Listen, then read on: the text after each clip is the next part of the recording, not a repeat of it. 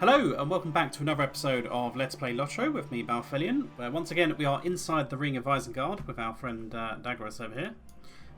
So we've got a load of quests from the last episode that we need to hand in for him, and he should have a couple of follow-up quests in relation to these as well. Welcome and well met, my friend. Good work, Pendulous. Let us hope that your efforts will hinder Saruman's plans for a time, or perhaps the whole accursed thing will collapse into that hole. I suppose that is probably too much to hope for. But hope is all we seem to have at the moment. So we can hand in that and get some crafting items. Your aid is welcome, friend. How queer. Each of these seems almost unique. Does Saruman craft them himself? Well, in any case, keep dismantling any of these devices that you come across. Nothing good could be coming out of Orthanc. So we have various types of runes. They're all going to be the same tier, so there's nothing... Welcome and too dramatic about getting any particular one over the other one. They're all going to be the same quality unless you really like the stats that one of those offers. That did not take you very long. I wonder that you are able to move about Isengard without drawing greater alarm. Something must be afoot to distract the master of the house from dealing with such an incursion. I hope we are not too late to put a stop to whatever is in motion here. Greetings, friend of the Grey Company. That should hamper Saruman's plans for a short time at least. We can have another rune. And we've got one more quest. Hail, friend. May I have a moment of your time? I have spotted a number of strangely robed men wandering about, occasionally tending to those devices. They are some sort of apprentices in Saruman's service. Without them, he will have more trouble running Isengard. Will you see if you cannot deal with a few of them quietly? I'm not a burglar, I'm a champion. I run in all guns blazing. So we need to murder 6 apprentices. So they should all be pretty much anywhere really. So we can mount up and just look for any robed men. So the inner pathway I find is usually a good place to start. So if we can wander over here without pulling anything. There's one on the right. That's not one on the left, but we'll pull you anyway, sir. So you have to kill 6 of these guys, and then I'm not sure if there's any more follow-ups we're going to get from him afterwards, so we'll have to see what follows. But we should be pretty close to the end of the landscape quest. We might actually finish those today, in which case we can start doing the preparation work ready for the instance cluster, and also for the Drygok instance. Let's go south. Why not? Labourer, no. Warrior, apprentice. There we go. So yeah, we'll have to go back to Galtreth to get a couple of quests. You're going to attack me from range, aren't you? Oh, you're going to come in rally. Fantastic. So we'll have to go back to Galtreth.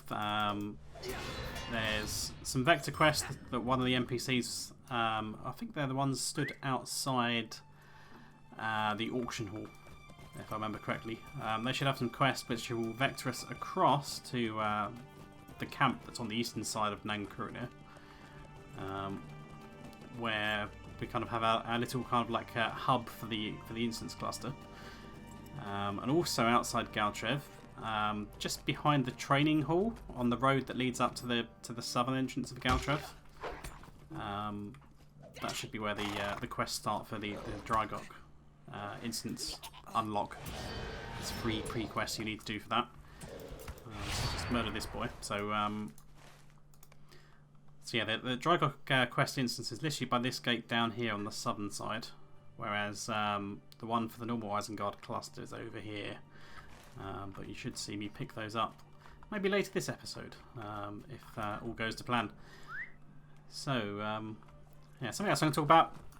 It's now been almost a week since the Legendary servers came out, and they seem to be a resounding success. I'm on the Ithil world. I don't know how Arna's doing these days, but it was ridiculously overpopulated to the point that logging queues persisted on more than just the first day.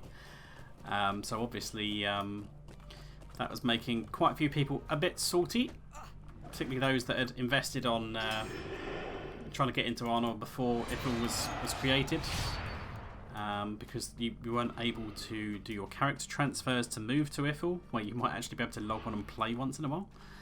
But that has now been changed because as of yesterday, the world transfers between the two legendary servers is now operational. So you can transfer from Arna to Ifil or Ifil to Arna, and it is, for now, completely free.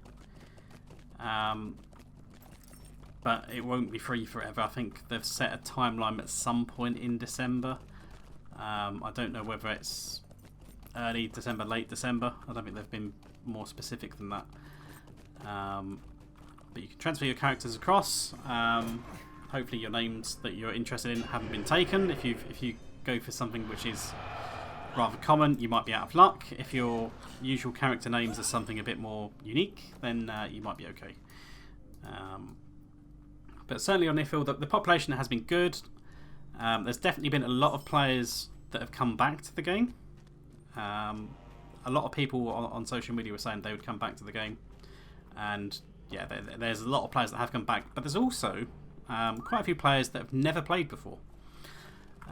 Which is interesting because once they've kind of like outed themselves on World Chat, people are like, oh, why have you never played before? And they're like, I had no interest in playing, but you know, now that these legendary servers are here, I'm going to give it a go. So whether it's because they were put off by the fact you had to level up to 120, or they feared that because it was, you know, an MMO that's 10 years old, that they were kind of missing out and they were too late to start playing, basically. But now, because they're effectively having to start from the start of the game again, and everyone's starting from the start of the game again, they feel like, oh, it might be worth giving it a go now. Who knows? But there's certainly a lot of brand new players that have never played LOTRO before on those servers, which is obviously a good thing, not just for the community as a whole, but obviously since these servers are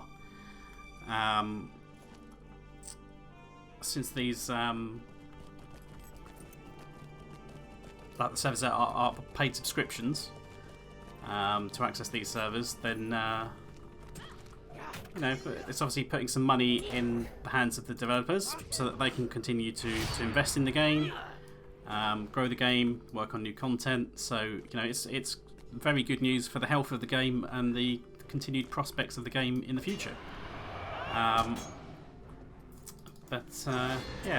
we'll see how it goes. Obviously, you know, eventually people will get a little bit bored. Maybe some people are going to try it, get bored after a few weeks, and maybe never play again, or play very intermittently thereafter. So, you know, the population's probably going to trail off a little bit after a few weeks, or maybe even months. But it's certainly looking quite good.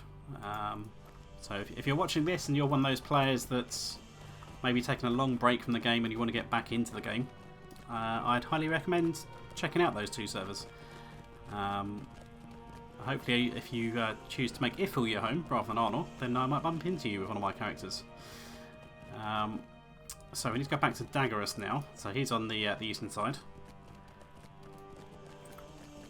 And hopefully not try and pull anything else. But yeah, it's certainly exciting. In terms of the other servers, the non-legendary worlds, if the population has kind of dropped off a bit due to these servers being created, so players like myself that are normally on another server are now not permanently, in my case, but certainly spending a fair chunk of time on the legendary worlds. Who knows? It's difficult to say whether Laurelin is a bit quieter now. I would hazard a guess it probably is. But at the same time, being a roleplay world, they're probably a bit more insulated to a population drop-off than other places, because people like to come back here for the community and the RP events and stuff. So it shouldn't affect this server too hard. But I don't know if there's if any of the North American worlds are a bit on the smaller side, whether they might struggle a bit if a load of the population suddenly migrates somewhere else. Who knows? So hand in this. Welcome and well met, my friend. You managed to deal with a few more of those apprentices. Good. I do not know where he procured all these servants, but Saruman is going to need a fair number of replacements by the time you are through with them. So we can choose some potions. And that is all that he has. So fantastic. So that is going to be the end of Nan Curunir questing. So there's nowhere else to go inside here. There is the camp obviously on the eastern side, but that is where we head off here. So there's no vectors to send us anywhere else because there's obviously nowhere to quest.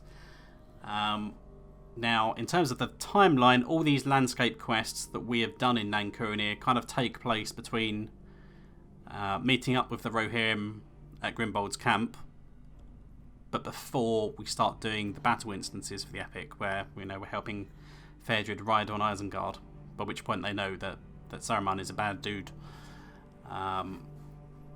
So yeah, there's nothing to do in my quest log that we've missed that I can see, so that looks good. So let's take ourselves back to Galtrev. We can start look at unlocking some of these instance cluster quests. So there's three that we need to do for Drygok, which will send us back towards Enedwaith, because that's where the instance is actually physically located. Because back in the day it was intended to launch separate from the Isengard instance cluster, but I think in the end it actually launched at the same time or something, or something. There's something to do with it being delayed anyway. So if we come around here, we can see on the radar we have our quest ring. So obviously this is going to be a level 75 quest. I think you can actually pick it up a little bit in advance. I don't know if you can still pick it up at 70, the same as a normal quest, or it might be initially gated. Many foul things dwell in the shadows. I fear wolves will be the least of our troubles. So, there is gold in the hills. Saruman is growing in power by the day. The clans have all fallen to him, and soon they will be forced to march to war for him. They will be slaughtered in the plains of Rohan for no reward, while the wizard reaps all the benefit. My clan, the Boar-clan, has done all it can to stand against him, but our efforts have not yet yielded any true victory. We simply do not have the power to stand against him, but I believe I have found a way. In the hills to the north, past the borders of our lands, and into the forests of Fro's Coombe, I found a weapon. It is ancient and powerful. If there are more to be found, then we might be able to stand against the wizard. However, I do not know where to look for more such weapons. There were no others in the area around this one. Seek out Frifge the dwarf at Sutrgund, and learn whether he can help us. He has been sympathetic to our cause in the past. Okay, so we have to go to Sutrgund, which, if you don't remember,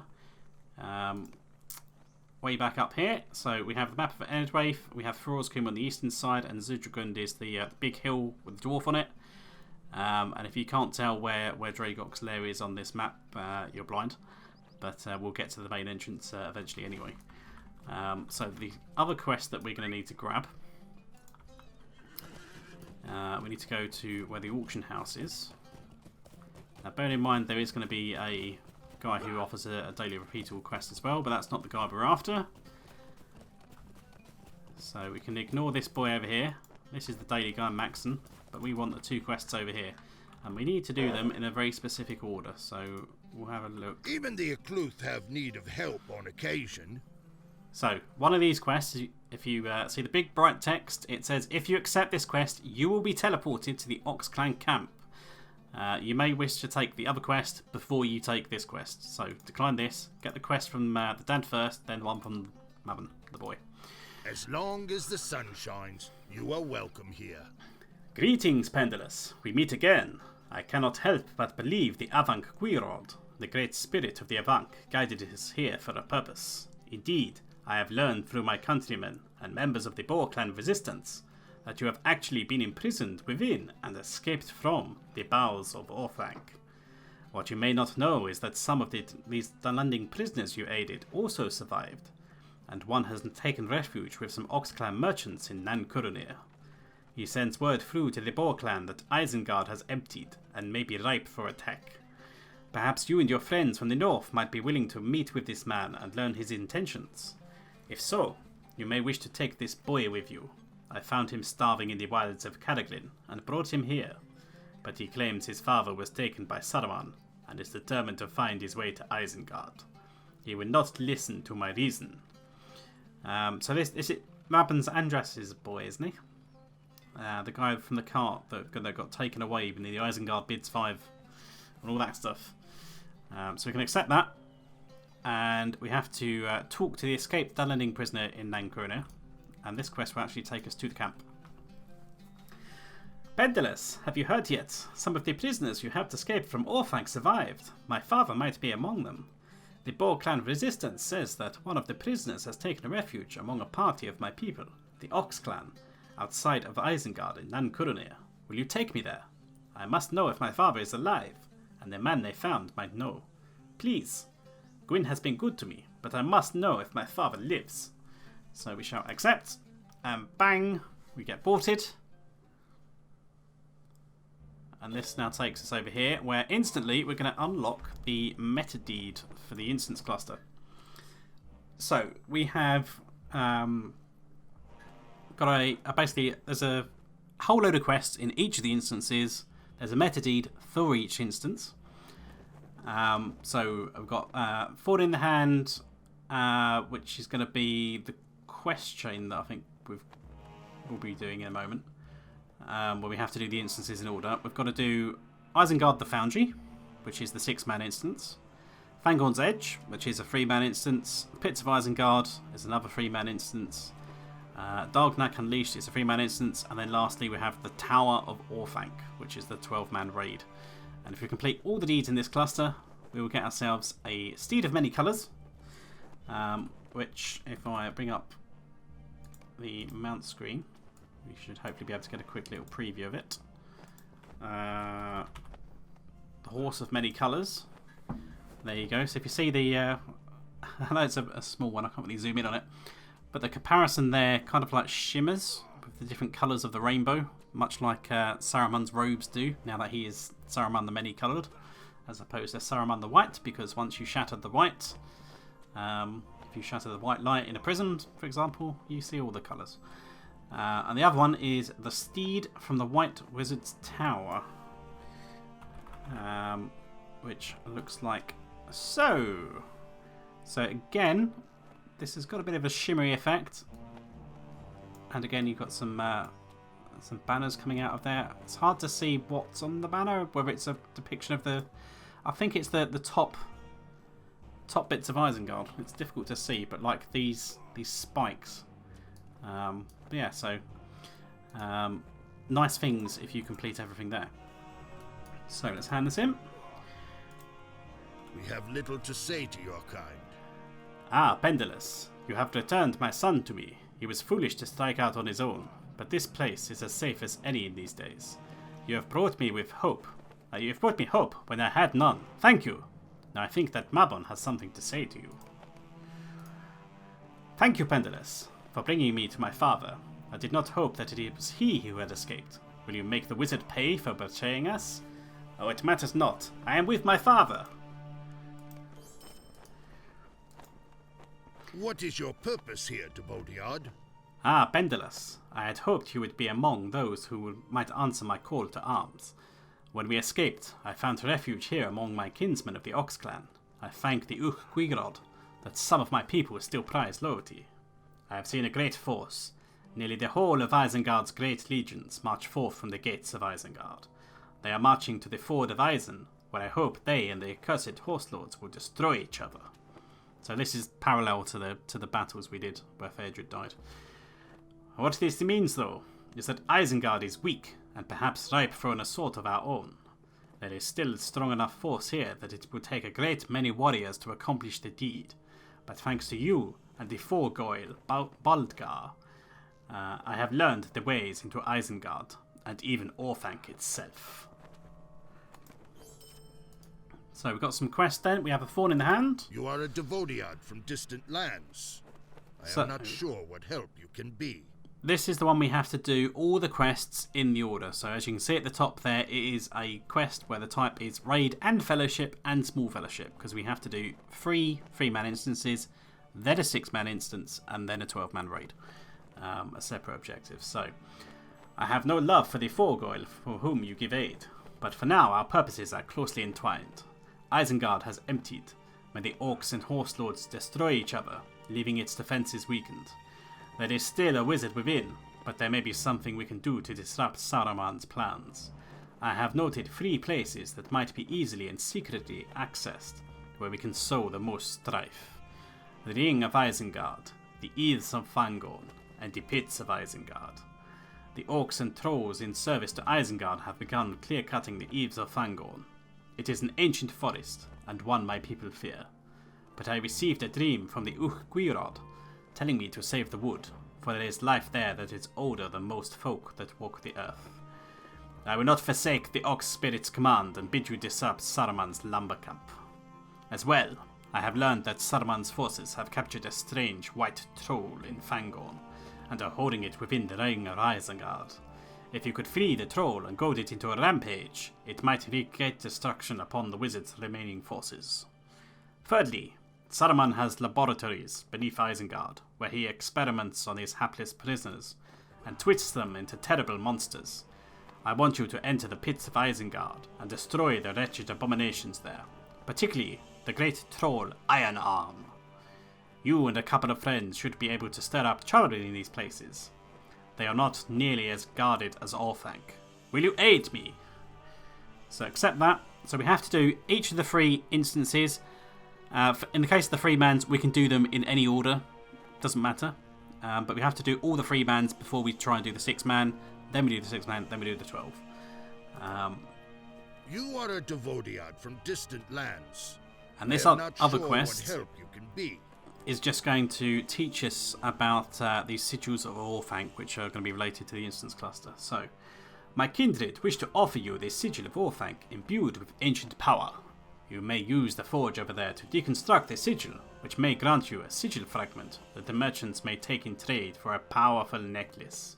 Take this sigil and deconstruct it at the ancient forge of the Númenóreans. So, we have acquired this item.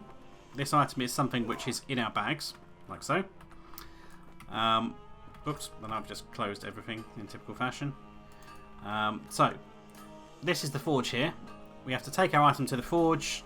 We can use it from our inventory.